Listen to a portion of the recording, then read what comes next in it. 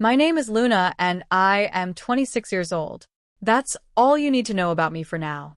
I never imagined that a single Sunday lunch would become the moment my entire life split into before and after.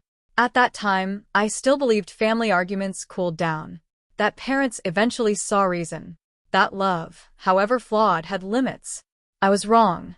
And the proof sat across the dining table from me, passing the bread basket like nothing was about to explode. It was supposed to be a normal Sunday, the kind we'd been forcing for years.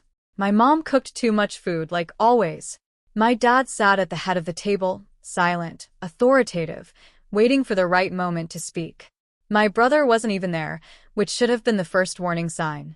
He rarely showed up unless he needed something, or unless my parents were about to speak for him. Halfway through the meal, while I was cutting into chicken I didn't really want, my dad cleared his throat. That sound alone made my shoulders tense. Then he said the words that would echo in my head for months. You owe us $180,000 for your brother's arm, so you'll be paying $3,500 a month.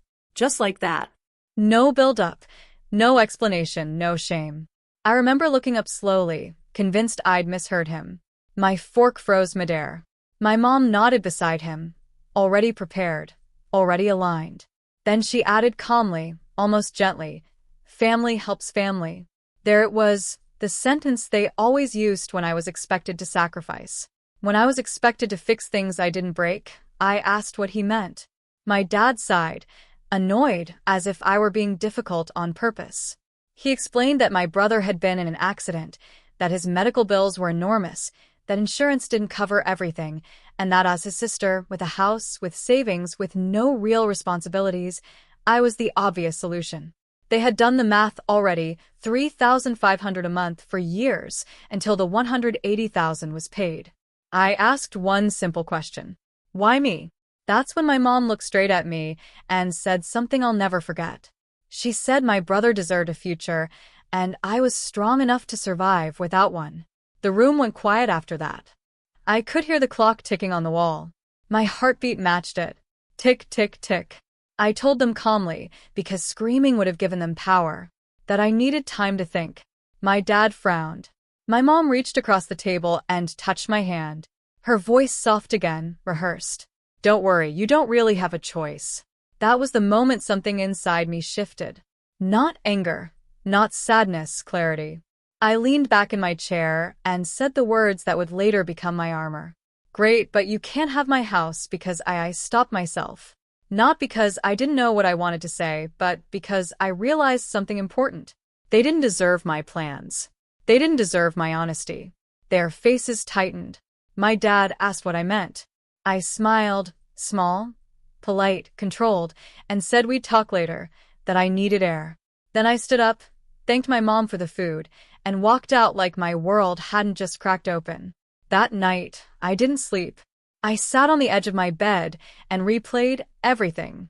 The demand, the certainty, the assumption that my life was collateral damage. I thought about every time I'd been told to wait, to give, to understand, to be the responsible one. Every time my brother failed, and I was expected to compensate. By morning, I knew one thing for sure. I would not be paying $3,500 a month for someone else's mistakes. I would not hand over my future because my parents decided I owed them obedience. They thought they had activated a payment plan. What they didn't know was that I was about to activate something else entirely. An execute-kill switch on the life they thought they controlled. And this is only the beginning. If you want to know what happened next, how a demand turned into a disappearance, how a house became leverage, and how I chose myself for the first time, subscribe to the channel now. The next chapter will change everything. The week after that Sunday lunch moved strangely, like time had slowed just enough for me to see every detail clearly. My phone kept buzzing. Missed calls from my mom, long voicemails from my dad, texts that started polite and slowly turned sharp. I didn't answer any of them. Not because I was afraid, but because silence was the first boundary I had ever set, and it felt powerful. I went to work, smiled at coworkers, drank my coffee like nothing had changed. But inside my head, a plan was forming, piece by piece, calm and deliberate. They thought I was cornered. They thought fear would make me obedient. What they didn't realize was that fear had finally burned away my guilt. 2 days later, I met with a real estate agent. I didn't tell anyone. Not my parents, not my brother, not even my closest friend. Sitting in that bright office, listening to numbers and timelines, I felt something close to relief. The house they believed they could take from me wasn't just property. It was the last visible chain they had on my life. Signing those papers felt like loosening a knot that had been tightening since childhood. I remember my father's voice at the table, cold and final. "You owe us $180,000 for your brother's arm. So, you'll be paying $3,500 a month." I remembered my mother's quiet reinforcement. Family helps family. The words no longer hurt. They sounded small now, desperate. That evening, my dad finally showed up at my door unannounced. He didn't knock softly. He knocked like he owned the place. When I opened it, he walked in without waiting for permission, looked around and said, "So, when are you setting up the payments?" I leaned against the counter and told him I wasn't. Just like that. No explanation. His face darkened immediately. He reminded me of everything they had done for me, every sacrifice, every bill they'd ever paid when I was younger. Then he said something that sealed my decision forever. "If you don't do this, don't expect this house to stay yours."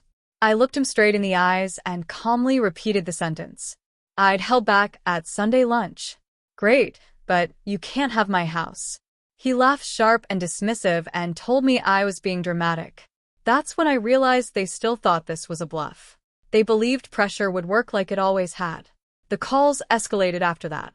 My mom cried on voicemail. My brother sent a message for the first time in months. Not to apologize, but to say just do the right thing. No one asked how I was. No one asked what this would cost me. All they saw was a number 180,000 and a daughter who could be squeezed until it appeared. I started packing at night quietly, carefully. I sold furniture. I donated clothes. Each box I taped shut felt like a goodbye to a version of myself that had spent too long trying to earn love.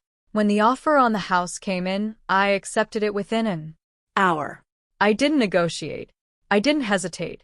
The day I handed over the keys, I sat in my car afterward and cried, not from regret, but from release. I thought about how my parents imagined my future, working endlessly, paying $3,500 a month, watching my own dreams shrink while my brother was rescued yet again. I whispered to myself, not this time. I sent one final message to my parents. Just one sentence. I told them I wouldn't be paying the debt. I told them I was done. I didn't explain where I was going. I didn't justify my choice. I turned off my phone immediately after. That silence, their silence this time, was louder than any argument we'd ever had. As I drove away from the city, everything felt unreal. The road stretched ahead, empty and full of possibility at the same time. I replayed my dad's demand, my mom's justification, the entitlement in their voices. I realized they never saw me as a person, only as a backup plan, a safety net, a resource. Selling my house wasn't just a financial decision. It was me stepping out of a role they had written for me before I could speak. Somewhere between mile markers and fading cell service, I smiled for the first time in weeks. They thought they had forced my hand. They thought I would break. Instead, I had vanished from the life they controlled, carrying my freedom with me. And they still had no idea what I'd done or what was coming next. I didn't disappear the way people imagined disappearances. There was no fake name, no dramatic escape under cover of night. I simply stopped being reachable. I crossed state lines, rented a small place no one knew about, and rebuilt my days in quiet pieces. Mornings were for coffee and long walks. Evenings were for planning a future that belonged to me alone. For the first time in my life, no one was waiting to take something from me. And yet, even in that peace, echoes of the past followed because people who feel entitled to you don't let go easily. It took about 3 weeks before they found out I had sold the house. I know this because my email, an account I hadn't checked, was flooded with messages. My dad's were furious. Capital letters and accusations stacked like weapons. He said I had embarrassed the family. He said I had ruined everything. My mom's were worse in a quieter way. She wrote that my brother was suffering, that the payments had been expected, that family helps family, and I had broken something sacred.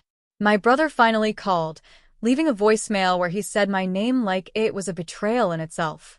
Not once did any of them say, "Are you okay?" Not once did they ask where I was.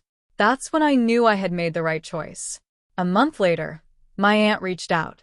She was the first person to speak to me like a human being. She told me the truth my parents had carefully avoided. The debt wasn't exactly what they claimed.